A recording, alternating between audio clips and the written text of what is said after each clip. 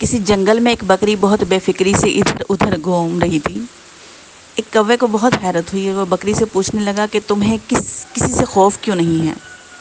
بکری نے کہا، بھائی میری بے فکری کا سبب یہ ہے کہ کچھ عرصہ پہلے ایک شیرنی اپنے 2 چھوٹے بچے چھوڑ کر مر گئی تھی۔ میں نے ان پہ ترس کھا کر اپنے دودھ پر پال کر انہیں پروان چڑھایا۔ اب وہ جوان ہیں اور انہوں نے جنگل میں اعلان کر رکھا ہے کہ ہماری بکری ماں کی طرف کوئی میلی آنکھ سے نہ دیکھے۔ سو اب کسی بڑے خونخوار جانور میں بھی یہ ہمت نہیں کہ مجھ پہ ہاتھ ڈالے۔ کسی چھوٹے موٹے جانور کا ذکر ہی نہیں۔ کوے نے سوچا، کاش مجھے بھی ایسی نیکی کرنے کا موقع ملے اور پرندوں کی دنیا میں مجھے بھی احترام حاصل ہو۔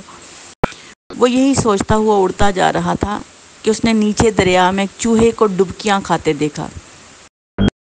وہ فوراً نیچے اترا اور چوہے کو دریا سے نکال لایا اور ایک بڑے پتھر پہ لٹا کر اپنے پروں سے ہوا دینے لگا تاکہ وہ خشک ہو جائے۔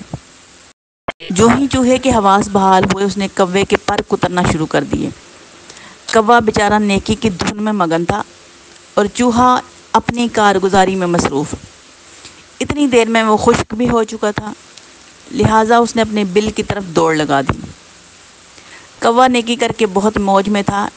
اس موج میں اس نے لمبی اڑان بھرنے کی کوشش کی، مگر منہ کے بل زمین پہ آ پڑا اور اڑنے سے معذور ہو کر زمین پہ ہی اچھلنے اور گھسٹنے لگا۔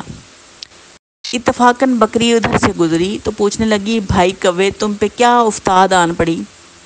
وہ غصے سے بولا، یہ سب تمہارا کیا دھرا ہے۔ تمہاری باتوں سے متاثر ہو کر میں نے نیکی کمانے کی چاہ میں چوہے کی جان بچائی، مگر وہ میرے پر ہی کتر کر بھاگ گیا۔